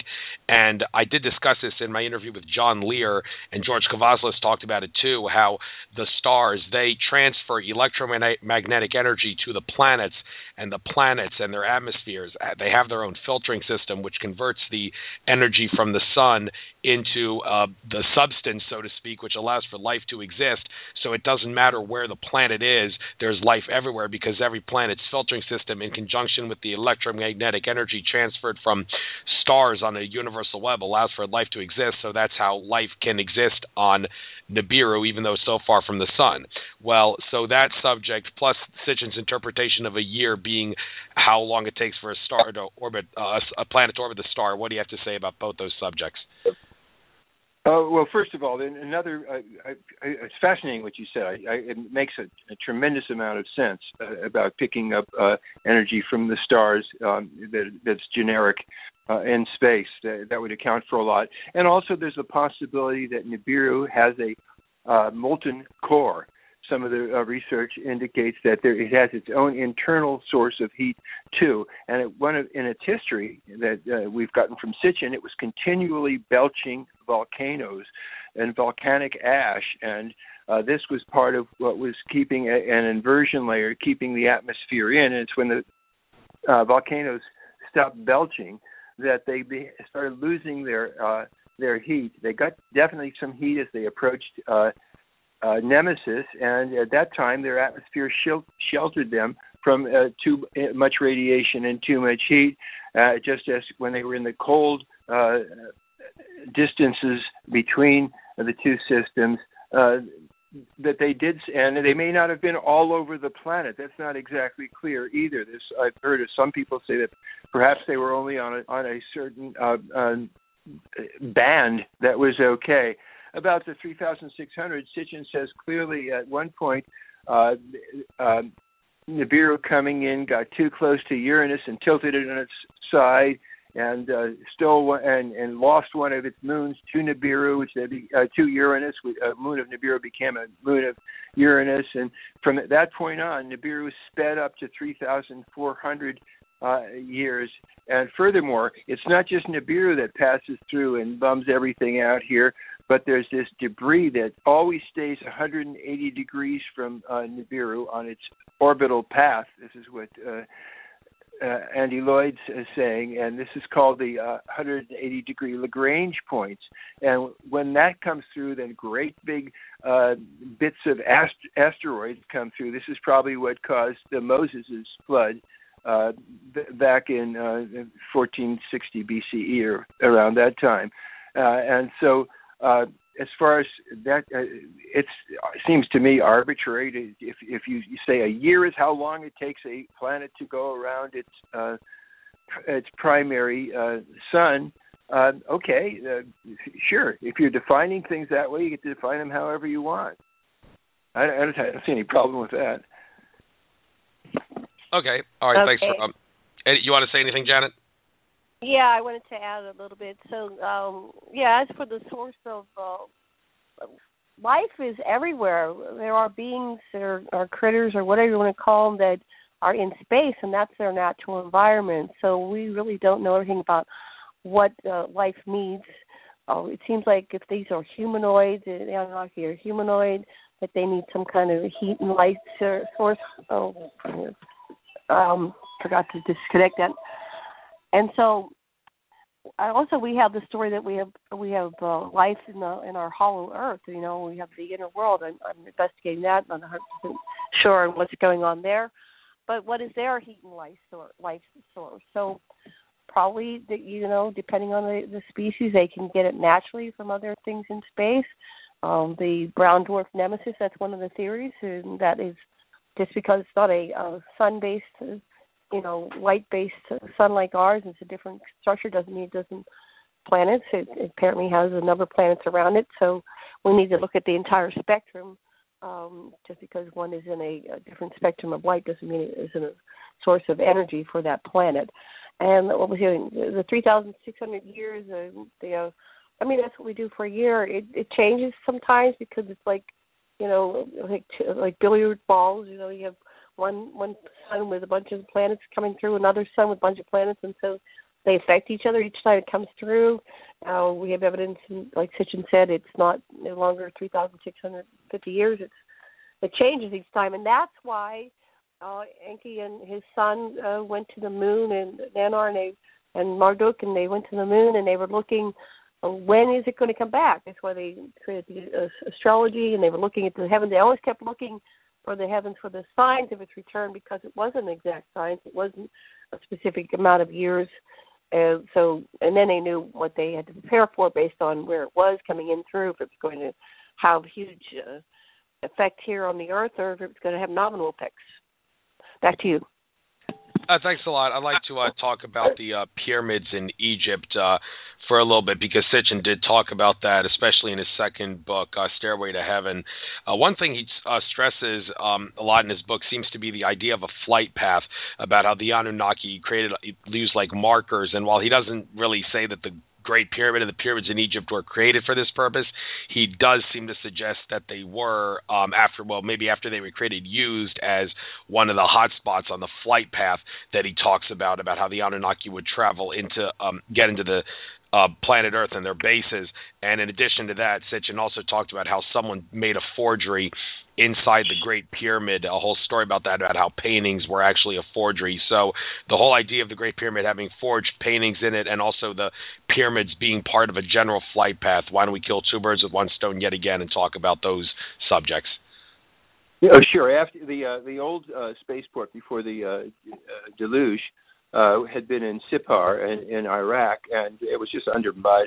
It was worthless. So they made the new spaceport on Sinai in the Arabian Peninsula, and they had a lineup from Mount Ararat and through Baalbek, or Heliopolis as it came to be called, in Lebanon, and straight on down with a straight line. You could see the pyramid. It had an electrum on the top. It shone from a long way, and they had a continuous, gently generated microwave from a pumped water underneath the pyramid, which was then facilitated and capacitated by a hydrogen explosion and computer devices, crystals, and so there was this. It was a direct line of where to land, and it lined up on the other end with Mount Moriah in Jerusalem, where mission control was, and this was in the area that the Enkyites controlled, and that Enlil, the commander, was not going to let fall into their hands, and that's what caused him to order the nuclear destruction of Sodom and Gomorrah and the city south of the Salt Sea, which became the Dead Sea, to prevent Marduk and the Enkyites from taking the spaceport. However, the fallout from that nuking blew all over all of Commander Enlil's places, and it totally wiped out Sumer, and so Enlil just left the place to Marduk and said, okay, let him have the place. But Marduk went ahead and decontaminated it, and so did Enki, but still around the Sinai, you can see this black place where the nukes went off. It's still got Kephra. Lot's wife, Abraham and Lot were spies who said, look, Sodom and Gomorrah have gone over to Marduk, so bomb them, nuke them, go ahead. And this is what's made other species of extraterrestrials really uncomfortable with the Earth on Nibiru and here on Earth, and also Mohenjo-Daro and Harappa area in India. These guys used nukes, and this was a fight that Enki had when he first came here. It's like the extraterrestrials do not want us to be using nukes in space, or certainly not having nuclear warfare, and that there's a cumulative radioactivity from all our tests, and plus all the wars that's going on up above our ionosphere at this very time. Okay, I wanted to address, you said something about there were false... Yeah, there was a forgery inside the Great Pyramid, some paintings that were made by someone who forged. He talks all about this in his second book, Stairway to Heaven. Do you know about that? I'm not familiar with that, but yeah, I'd have to research that again. I don't know. I don't really have an opinion on that. Yeah, probably people, it's been open. People go in there and do things, and they might have their own agenda. It could be graffiti for all we know. Well, part of the thing that Sitchin was basically showing is that the Great Pyramid was not a place where people were buried or where pharaohs were entombed at all, but it was a place where they had a heaven-earth bond, a communication device. It's where they beamed major electricity to. It was a station with little sub-power stations, and it was also an astronomical observatory where at a certain time we could see right in front of the stone lion which constellation was rising, indicating where in the precession of equinoxes the Earth had turned, so that you could see which of the Anunnaki, there was 12 of them at any given time, was going to be known as the chief god and get certain privileges of decision making. Okay, back to you. That seems sufficient. Okay, thanks. Once again, I'd like to kill two birds with one stone. I don't know why I like doing that. Maybe it's because I like killing many things at once to try to get as much information in. But what do you got something against birds, man? No, not at all. Not at all. But two people have said some really far-out things about Nibiru. They basically picked up where Zecharia Sitchin left off. First of all, Andromeda Council contactee Tolek in his interviews with Alfred Weber in around 2011. He said that there was a conspiracy of sorts by the powers that be to cause a Nibiru flyby near planet Earth. They were trying to make a lot of people on Earth believe that Nibiru would fly by Earth around the end of the Mayan calendar 2012 period, and if enough people believe that, then our consciousness would cause Nibiru to appear. And Tolek said that some higher dimensional ETs, in order to prevent that from happening, they moved Nibiru out of its normal orbit into an orbital plane that's far above the orbit of the Earth to make sure that it didn't come by the Earth around the Mayan calendar end date. Requires a huge leap of faith to believe this, but the second thing that also requires a huge leap of faith to believe, Patricia Corey, she's done a lot of work to pick up where Zecharia Sitchin left off, and she makes the assertion that the Anunnaki have connected a lasso of energy that connects Nibiru to planet Earth, and they are using that lasso to, I believe, among other things, help drain energy from Earth to feed Nibiru. Corey has also talked about how she subscribes to the idea that the reptilian aliens that David Icke talked about, they interbred with the Anunnaki to a great extent, and they're in league with the Anunnaki to a great deal in regards to controlling the Illuminati. And by the way, getting back to Tolek for a moment, he said the Anunnaki are one of several different species of extraterrestrial on Nibiru, if you could believe that. So all this stuff that Tolek and Patricia Corey have said about Nibiru, do you subscribe or unsubscribe or no comment? Oh, I think that Tolek is right on. The big question is for me was that Akhenaten and the other cone heads, which are just fit right into the lines of Anunnaki succession, and they're even represented in the wall of Pumapuka, and it seems that they are just a variety. So I would say that Tolek's statements are right on. They appeal to reason, and they're totally consistent with A.R. Barden has reported from the link, and it's the other researcher makes total sense about. There are different reptilian factions. There are information that we have from the people that fought the Battle of the Weddell Sea and saw that there was an alliance between the top Nazis, including Hitler himself, and the reptilians, that they had hovercraft that beat the hell out. It sunk the Pine Island, which was a seaplane tender, killed 65 of our Marines, and we lost the last battle. And we thought we were helpless. And if it wasn't for the Ebons, these people who deliberately, they came to check out our nuclear facilities, and they wound up helping us. So we too had the hovercraft that could prevent the Nazi coming back. And so anyway, I think that there definitely are reptilians. that are working with our clandestine military, and there's other factions that are working against them. The rescue at Dulce, there was a friendly reptilian, and then there's the Greys and unfriendly reptilians. Janet probably has a lot to say about that. Well, addressing the reptilian issue, I personally am a contactee that have interacted with reptilians.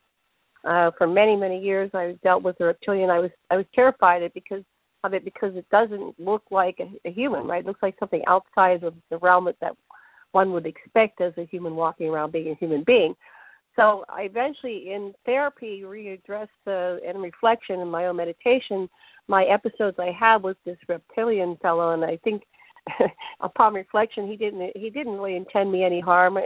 No harm ever came to me. It was just my fear that he was trying to teach me how to go to a dimension which was outside of my body, in my etheric or astral body, and so I could better communicate with him. So I do apologize to my reptilian friend. And you have to realize that these are complex beings, just like we have Hitler and we have Jesus in our own realm of being human beings. You have good and dark and loving and mean and cruel reptilians. So don't judge a reptilian by everybody else. You have to look at each being individual, each soul. So Tulloch said that Nibiru would be moved out of the way. Yeah, that is in agreement with what A.R. Borden of the Link. We work with Michael Lee Hill, who is his successor. He was working with A.R. Borden. The Link is a group that they meet every year on an annual basis, just like the Bilderbergers, and they talk about what's going on here on the Earth, and it's many different extraterrestrial species, along with human ambassadors, and they discuss the issues. And part of their 2011 minutes, we got the meeting minutes. They said that they were going to try this thing where they move the Earth out of the way, and so that goes along with what Tulloch said, and that might be what 12-21-12 was about, because that was the point where they were going to do this, and they had to do it by. Patricia Quarry, what was that about lasso of energy connect? Today I got a YouTube. She basically said that you were asking me a question there about how Nibiru, Corey says that the Anunnaki, I don't know if she said the lasso goes from Nibiru and is lassoed around Earth, or that probably is how it is. It's not from Earth lassoing around Nibiru. It's probably the energy goes from Nibiru and lassos around Earth, and they are somehow transferring energy from Earth to Nibiru through that lasso of energy. That's what she says. Do you think there's truth to that? Well, it's hard to prove that one way or another, but I got a YouTube today on my Facebook, and it shows this, and I'll show it to Sasha right now, this huge energy coming from the sun, it's going in all directions. Now I'm looking at it closer. So there's something apparently pulling the energy from the sun on these huge solar flares. So, maybe that's happening on the Earth. And you're saying the purpose of this energy transfer was that they're sucking off energy from us? Yeah, I believe that's what Corey said. Nibiru is so much bigger than the Earth, and there's all these other planets. I wonder why they would choose the Earth of all. I mean, it's kind of like, when you're in a giant think about ocean this. And there's all these big fish, why come to the little fish in the ocean? Well, people have said that the reason ETs are so fascinated with Earth is because, put it this way, Sitchin only tells part of the story in regards to genetic manipulation. Humans, in reality, are genetic royalty. Apparently, Homo erectus was genetic royalty of many different ET races before the Anunnaki intervened. And people always say that Lyra was where the Lyra star system is where humans originally came from. And there's an article on in5d.com called Characteristics of ET Races. I did a whole show on that. It said that there are many different species of ET that come from the Lyra star system, and that kind of makes sense because, we're genetic royalty. We came from Lyra. What do you have to say about that? It's as good as it gets. I mean, my friend Stuart Swerdlow, when he was in his training at the Montauk Project, that was the story that the government was telling him, and he worked with extraterrestrials. So, I mean, that's the story. It seemed consistent. I have people that are contactees, and they remember being in Lyra, and there's a correlation there with the information. That's about all I can say about that. So, if humanoid life originated from Lyra, and then they went out and they seeded the planets, and they came down here, And my understanding from my research and what I'm getting on a spiritual level is this was a highly revered species. The humans here on the earth, or what it was emerging here, because it was different beings that were lending their DNA. We have reptilian DNA within us, so we are a hybrid upon a hybrid upon a hybrid species with many, many beings coming in here. And I think that was what I got from my sources and my own spiritual connection, is they're attempting to create a species that can hold the deepest, darkest level of physicality and have a form that's alive, and it will simultaneously be able to reach through the dimensions all the way up to the highest dimension of oneness to source itself and remain alive, bringing heaven to earth. It's maximizing the continuum through physical form and material manifestation to maximize diversity. So we are all co-creators with Source, and here we are in 3D reality in this deepest, darkest, materialistic form, density, yet we have the ability to go in our meditations or through our journey work or whatever we do to facilitate the process to go all the way up and touch the face of God. Sasha wants to say something. Well, just I find this idea of an energy connection and a lasting bond between Nibiru and Earth to be basically a valid concept. And the point is, if we become conscious of it, we don't have to let, if they come back and say, here's some gold mining tools, get on it, we want more gold or whatever. We know they've been coming for our minerals, certainly a source of energy in Serpent Mound and for a long, long time, and that this is prime mineral area. But I do think it goes two ways. The slaves got something from the masters. However, it's time for us to grow up. We are very smart and compassionate, and we really are willing to be peaceful and give up nukes and war. What we want in exchange is information. We're intelligent enough to do good things with the information. I have one more thing to say. Yeah, you have to. No, I have to stop saying that. The Anunnaki dumbed us down and shortened our longevity. They turned off 250 strands of DNA, which have some abilities, like because they were afraid of us, much like the Planet of the Apes type movie. So look at that. If we can, and we are doing this, that's the danger for whoever's in control. We are turning back our DNA, and we don't need science or technology to do it for us. We can activate our DNA through our own meditation and spiritual work. Back to you, Andrew. Yeah, well said. And you mentioned that thing about how the Anunnaki dumbed us down. I have often said on my show that one of the reasons this world is such a prison planet is because so many people on planet Earth are paradigmatic, fearful, and stupid, and it's so easy for governments to get away with things because people refuse to believe things because they can't handle the truth. And I'm like, well, why are humans like that? Well, because we were genetically engineered to be that way by the Anunnaki and the reptilian aliens who wanted to use us as a slave species, so they made us that way to keep us in line more easily. I mean, simply realizing that should, I hope, help people overcome their fears and their paradigms and such, and help us break out of this prison planet. But with that being said, by the way, just so you know, after we're done this, you'll have about 5.5 minutes of speaking time because I got to end the show after that. I guess we'll end it on the whole ninmah-consciousness thing. So, Janet, I guess I'll get the floor on this. In regards to that ninmah-consciousness representing peace, longevity, respect for consciousness, and justice for women Earth or Mother Earth, and membership in galactic society, I guess I'll give you the floor on this. You got 5.5 minutes to talk about ninmah-consciousness if you want in the show on this subject. Okay. Well, ninmah-consciousness is the mother. There's nothing like giving birth to a child to realize the bond between yourself and another person. Our mission here is to go beyond our skin-encapsulated self-sense.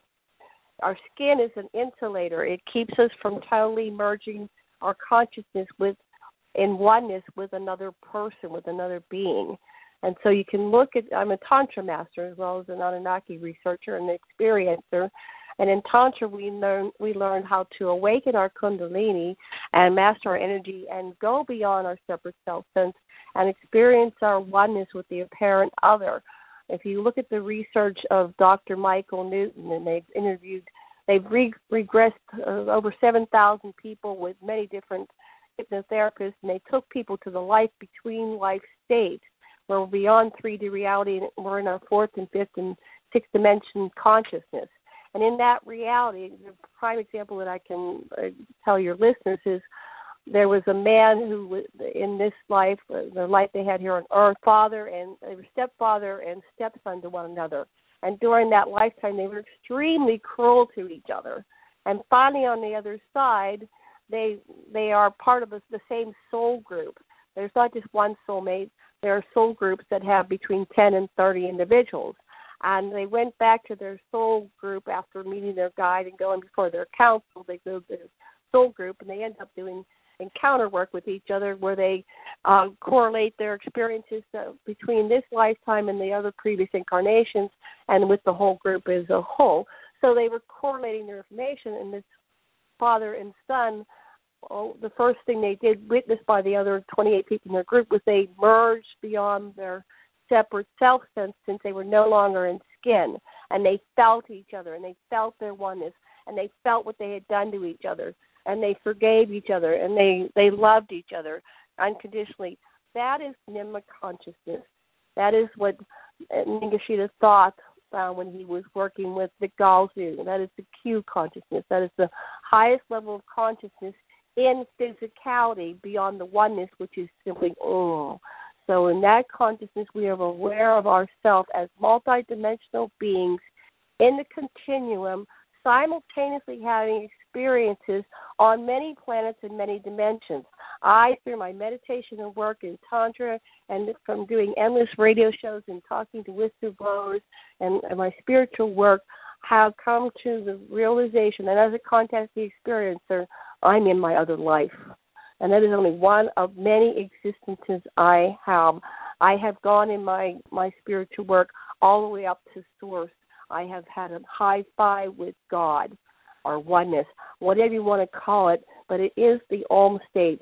It is where we are all merged back into one, and we truly are one on all levels. I have personally been to a council meeting. I call it the United Nations of Extraterrestrial Beings, and I was there in front of 100,000 individual, unique species, and I asked how many are here, and they would answer 100,000. And we went into a telepathic union where we could hear and understand each person's individual thoughts while we were in this co-created arena where 100,000 different life species could assemble, and they also let me know that these were just a representation of the millions of species that exist in the continuum, in the universe, in the cosmos. And they asked me, what is it like to be a 21st century human female being living in the United States on the island of Maui? I'm an ambassador. And I responded, and I told them that we need assistance here. We are locked in a deep, perverted matrix, and we no longer can exhibit free will and act upon our own guidance and who we think we are, and we can't evolve. The system is too perverse. When any closed system becomes so perverse that it can no longer grow, a perturbation comes in. It must come in. And yes, there may be chaos, but we will reorder at a higher level of existence, which will respect consciousness on all levels. This society does not work in any way, shape, or form because on all levels compromised. Our religions, our politics, our whole systems of energy, and we are not meeting the basic needs, and that is unconscionable. Alex, what's his name? Alex Collier met with the Andromedans, and they said, how is it that you operate on this planet with money? We don't understand how it works, but how can you have people born into a society they didn't wish to be born into and charge them for being alive? This is unconscionable. So this is about to change, and it's a good thing, and it will reorder, and we need to have this outside intervention because it's become just totally unsustainable. And we can't go the way of the Greys, who no longer incarnate. They have to do, and the reason they're not incarnating because It wasn't fun to come there anymore. You have to have some joy and some reason for life, because we're here as co-creators with Source, and we're co-creating diversity and maximizing the potential for all of existence. And I think I feel complete with that. Thanks a lot. That was a great way to end. Great way to end the show there. Yeah, unfortunately, we got to bring this show to an end, and the live feed's actually going to go out in 15 seconds. But I'll still be able to talk to you after that. But since we've come to the end of the show, I guess I'll tell you the same thing I tell all my guests. You two are fascinating individuals. I love what you do. I'm a big fan of Sitchin. And if I wanted to, I could certainly have you on for another show. But with that being said, one of my goals with this radio show is to try to get as many different people on my show as possible before I start giving any one specific guest double dips. So I do kind of regret to say that in all likelihood means I won't be asking you to come on my show again, but please understand that's only because I need to give tons and tons of other fascinating individuals on planet Earth a chance at some glory on my show. But mark my words, I will make sure this show gets spread like wildfire. A lot of people hear this, even though some of it may be preaching to the choir to a lot of Sitchin fans. It still needs to be heard by a lot of people, and I'll make sure that this gets spread around like wildfire on YouTube, Facebook, and other sources. So it was a pleasure having you on. I wish you happy holidays, and, any final words? Aloha. Thank you. Love and blessings, and happy holidays to everybody. Namaste. Happy holidays. Namaste. All right. Namaste. Take care. Take care. Take care. Bye. Bye-bye. Aloha. Aloha. Well, folks, that comes to the end of this show. And next week, I don't have a guest. I'll probably be doing the show by myself. I do have a plan if I have to do the show by myself. But if I do get a guest, hey, I'll get a guest. What the hell? And the subject that I want to talk about, I'll save for another show if I ever have to do a show by myself. So with that being said, namaste, take care, Merry Christmas. Enjoy the rest of your trek throughout consciousness. This is Andrew Fisher signing off.